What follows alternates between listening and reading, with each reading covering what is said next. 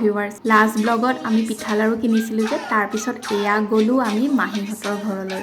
আৰু মাহীহঁতৰ ফুলনিখন মই আকৌ এবাৰ ভালকৈ দেখুৱাই দিছোঁ দেই। সেইদিনা অকণমান দৌৰা দৌৰি হ'ল আৰু এইফালে জেৰীৰ লগত আমি অকণমান খেলিলোঁ। তাৰপিছত মাহীয়ে এওঁক চাৰ্টটো উলিয়াই দিলে। ইমান ধুনীয়াকৈ চিলাইছে, আমি মানে এক্সাইটেড, পিন্ধাচোন কেনেকুৱা লাগিছে চাওঁ বুলি। আৰু এওঁক পিন্ধিলে, অকণমান হাতটো টাইট হোৱা বুলি ক'লে, বাকী কিন্তু পিছফালটোও ধুনীয়া হৈছে।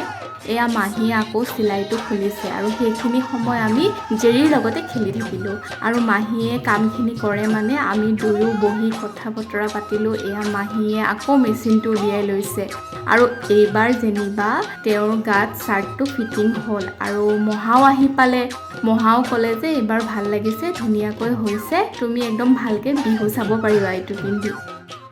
আৰু তাৰপাছত এয়া চাহ খাই আমি আকৌ এঠাইলৈ গ'লোঁ। সেয়াও আকৌ নেক্সট ব্লগত ক'ম দেই। বাই।